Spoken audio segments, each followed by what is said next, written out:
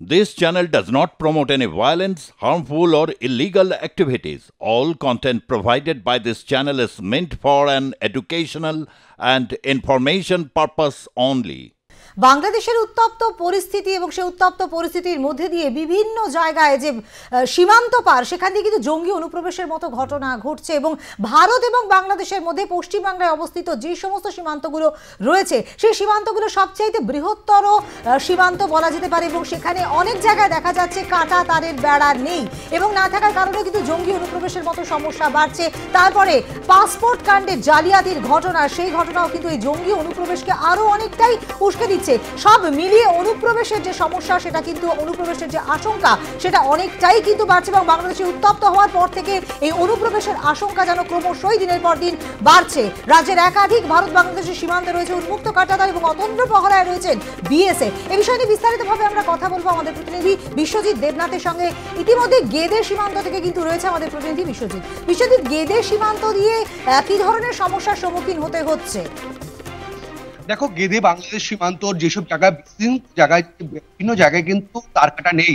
আমরা রয়েছে যেখানে যে পুরুলিয়ার জায়গায় সেটা আবাসপুর, সেখানে দেখতে পাচ্ছি ক্যামেরা পার্সন বিপ্লবকে আমি দেখাতে বলছি যেসব দেখো বাসের মধ্যে রয়েছেন মানুষ, কিন্তু ওপার কিন্তু তারা এপারে কিন্তু বাংলাদেশ থেকে ওপার থেকে কিন্তু হিমেশায় চলে আসতে পারছেন, কেননা এইখানে কিন্তু বিভিন্ন জায়গাতে 2 থেকে 4 কিলোমিটার তার কাটা নেই। যেসব জায়গায় তার কারণে সে কিন্তু ওপার থেকে ওপারে কিন্তু এপারে। আজকে কিন্তু নদিয়ার ধানতলা থানা পুলিশ গতকালকে রাত্রিবেলাতে কিন্তু একজনকে গ্রেফতার করে বাংলাদেশে তারা যাচ্ছিলেন ওপার থেকে ওপারে হলো বাংলাদেশ, এপারে কিন্তু ভারত। আমরা যেখানে দাঁড়িয়ে রয়েছি ভারতে কিন্তু দাঁড়িয়ে রয়েছে, সেখানে কিন্তু তার কাটা নেই, এটা বাসের মধ্যে রয়েছে। যখন খুশি কিন্তু বিভিন্ন জায়গায় কিন্তু এইসব জায়গায় তার কাটা বাস আছে, কিন্তু কোনো জায়গায় বাস নেই। এই ভিতর কিন্তু বিভিন্ন জায়গায় মানুষের বসবাস, তারা কিন্তু ওপার থেকে এপারে কিন্তু যখন খুশি বাংলাদেশ থেকে এপারে ভারতে যখন খুশি চলে আসতে পারে। কারণ নদিয়ার রানাঘাট থেকে একদম করিমপুর শিকারপুর পর্যন্ত বিভিন্ন জায়গায় তার কাটা নেই। যেরকম আমরা যেখানে দাঁড়িয়ে রয়েছি আবাসপুরে, সেখানে কিন্তু তার কাটা নেই, দেখাতে পাচ্ছি। আরেকবার দেখাতে হয়েছে আমার ক্যামেরা পার্সনকে, দেখো তার কাটা নেই, সেখানে বাসের মধ্যে রয়েছে। যখন খুশি বাস ভেঙে কিন্তু ওপারে কিন্তু বাংলাদেশে চলে যেতে পারে। বিষয় জানতে চাইবো, এর আগেও আমরা এই খবর সম্প্রচার করেছি যে তুমি যেখানে দাঁড়িয়ে রয়েছো সেখানে কাঁটা তারের বেড়া নেই, কিন্তু তারপরেও কোনো উদ্যোগ কি দেখা গেছে? দেখো, প্রশাসন বিএসএফ এর আধিকারিকরা কিন্তু এখনো কোনো হেলদোল নেই। আমরা সকাল থেকে প্রায় 2 ঘন্টা কিন্তু এইসব জায়গায় কিন্তু বিভিন্ন জায়গায় ঘুরছি। বিএসএফ কিন্তু মাঝে মাঝে মানুষকে ধরছে, অচেনা মানুষকে ধরছে, কিন্তু তাদেরকে আধার কার্ড চাইছে, কিন্তু তারা কিন্তু আধার কার্ড না রাখলে তাদেরকে কিন্তু তাদের ছেড়ে দিচ্ছে। সেরকমই আমরা চিত্র দেখছি। আমাকেও ধরেছিল বিএসএফ আধিকারিকরা, তারা কিন্তু বলেছিলেন যে আপনি কোথায় যাচ্ছেন, কিন্তু আমি বলেছিলাম যে সামনেই যাচ্ছি। সেটা কিন্তু তাদেরকে বলিনি যে আমরা কোথায় যাচ্ছি।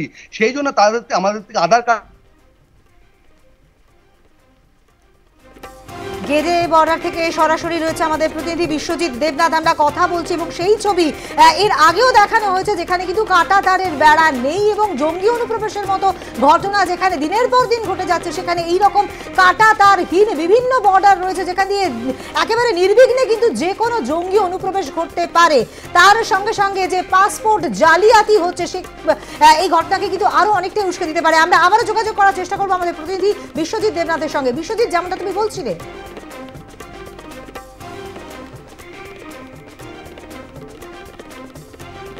বিভিন্ন জায়গায় আমরা যেখানে গ্রাম লোকের একটা আতঙ্ক রয়েছেন। যখন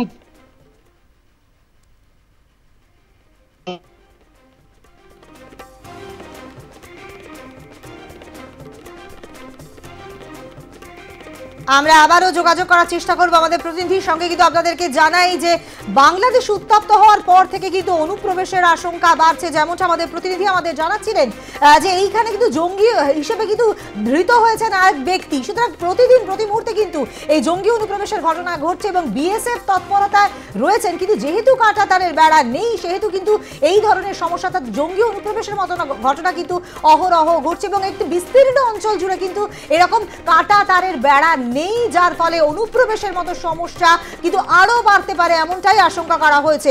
বাংলাদেশ উত্তপ্ত হওয়ার পর থেকেই কিন্তু এই অনুপ্রবেশের আশঙ্কা ক্রমশই বাড়ছে এবং ভারত এবং বাংলাদেশের যে বর্ডারগুলো রয়েছে তার মধ্যে পশ্চিম বাংলার মধ্যে সবচেয়ে বিস্তৃত এলাকা কিন্তু রয়েছে এরকম কাঁটাতারের বেড়া, তার মধ্যে আবার অনেক জায়গায় কাঁটাতারের বেড়া নেই, যার ফলে জঙ্গি অনুপ্রবেশের মতো সমস্যা কিন্তু আরো অনেকটাই বাড়তে পারে এমনটাই কিন্তু আশঙ্কা প্রকাশ করা হচ্ছে।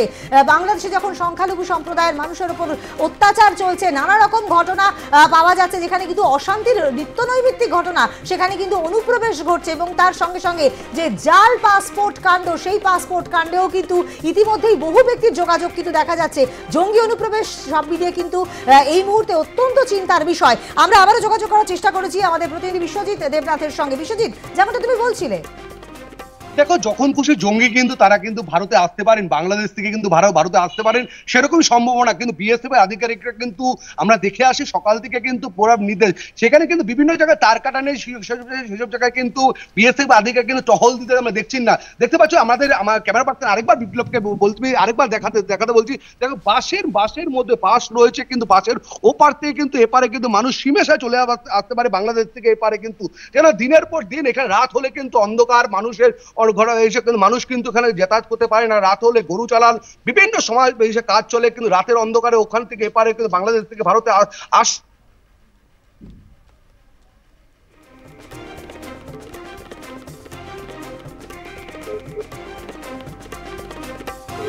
আমরা আবারও কথা বলার চেষ্টা করব আমাদের প্রতিনিধি বিশ্বজিৎ দেবনাথের সঙ্গে। যে ছবি আপনাদের সামনে ইতিমধ্যেই রয়েছে গেদে বর্ডারের ছবি, যে ছবি এর আগেও আপনাদের সামনে উঠে এসেছে, যেখানে বিস্তীর্ণ এলাকা কাঁটাতারের বেড়াহীনভাবে রয়েছে। একেবারে এপাশ আর ওপাশ ভারত এবং পশ্চিমবাংলা এবং তার সঙ্গে সঙ্গে বাংলাদেশের বর্ডার, বাংলাদেশ উত্তপ্ত পরিস্থিতি এবং তার পাশাপাশি জঙ্গি অনুপ্রবেশের ঘটনা কিন্তু ক্রমশই দিনের পর দিন বাড়ছে। প্রতিদিন প্রতি মুহূর্তে বিভিন্ন জায়গা থেকে অনুপ্রবেশকারীকে আটক করা হচ্ছে, বিএসএফ এর তৎপরতা রয়েছে, কিন্তু তা সত্ত্বেও এই ধরনের জঙ্গি অনুপ্রবেশের ঘটনা কিন্তু চিন্তা বাড়াচ্ছে।